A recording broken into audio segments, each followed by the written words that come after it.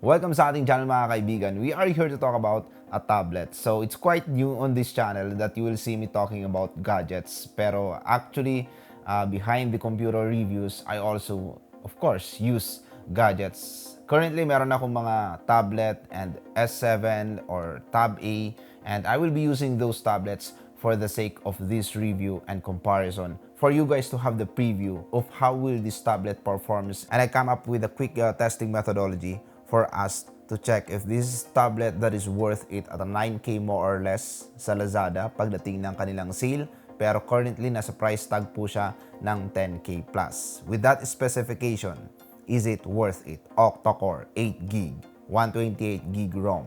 And based on my research, that is the cheapest offer with this kind of specs. Now let's see the pros and cons if this is for you.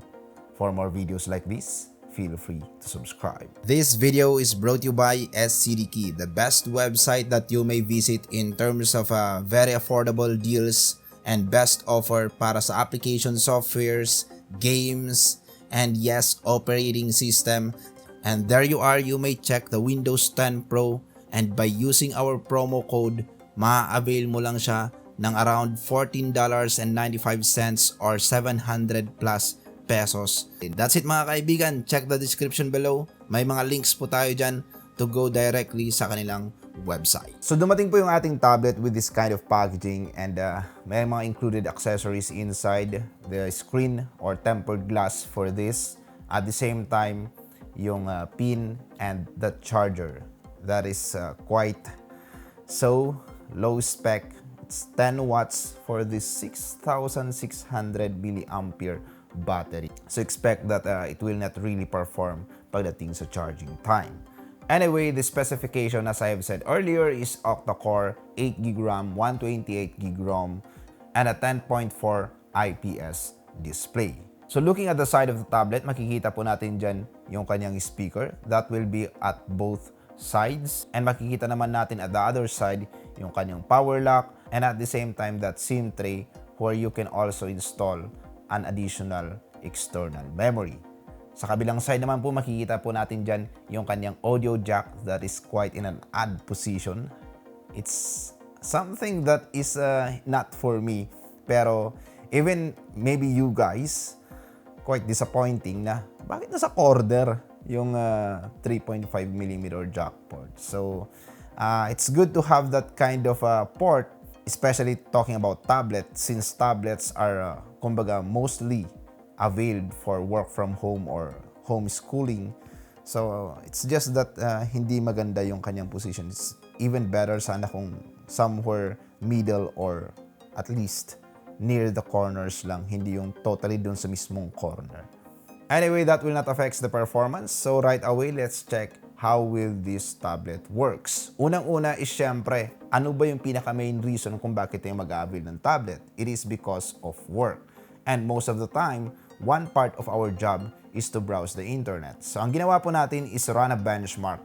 Now for my reference, and at least for you guys to have the comparison, how will this work compared to other tablets, may it be quite pricey or something cheap or outdated, at least meron lang tayong basis on how will this tablet at that kind of price tag, 9K more or less, positioned compared to these brands or models. So looking at the benchmark, this is quite better, of course, compared sa mga outdated ones, and at least not bad compared to those flagship tablets out there. Pero compared to the previous tablet na binenchmark po natin dito sa ating channel, that's the Blackview, at a price tag of 8K more or less, even 9K actually kung hindi po siya on sale, this is quite performing better than those tablet. So ibig sabihin lang neto, that specification on paper is actually reflecting on the performance. So dito pa lang masasabi na natin na worth it nga.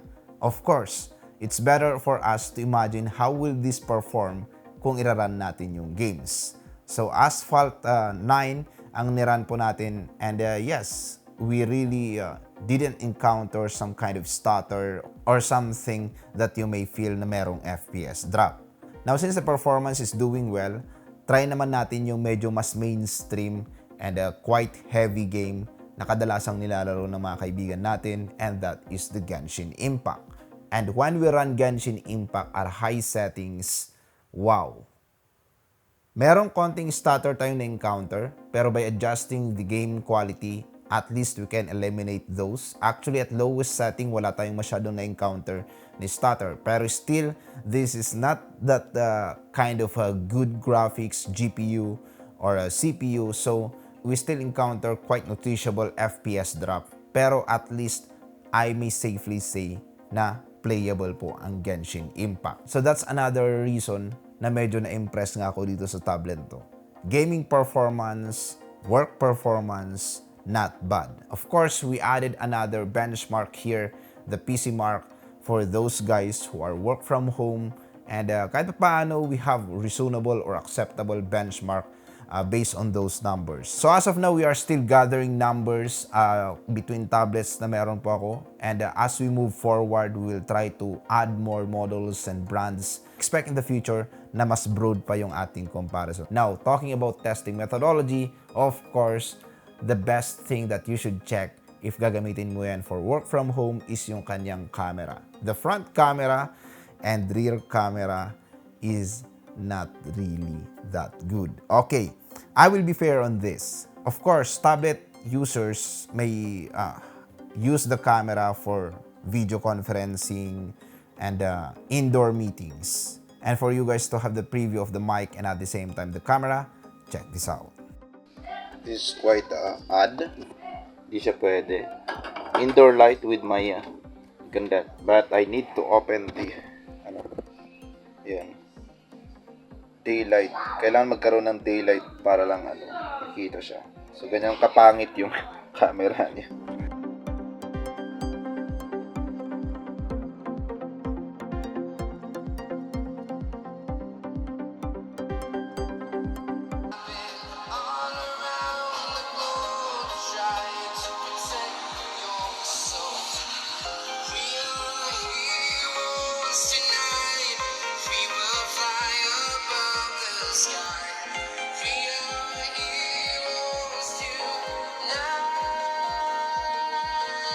So ayun po yung mga highlighted features and things that I benchmark for you guys to have the preview of how will this tablet perform and if this is tablet for you. Based on paper, specification-wise, at that kind of price tag, dito papasok yung tinatawag natin na walang pangit na product, meron lang pangit na pricing. So since BMAX slap a good price tag for this product, then I may not have the right to criticize some parts. Pero if there's something na medyo hindi ko nagustuhan dito or something that for you guys to be aware kung ano yung dapat yung expect, medyo magaan po siya at 450 grams. Maybe some, that's quite subjective. Mas gusto niyo yung mas magaan para at least pag nalaglag habang nanonood kayo at natutulog kayo, hindi masyadong masakit sa mukha. Pero medyo nakaka-cheap lang po siyang tingnan. Just listen to this sound test.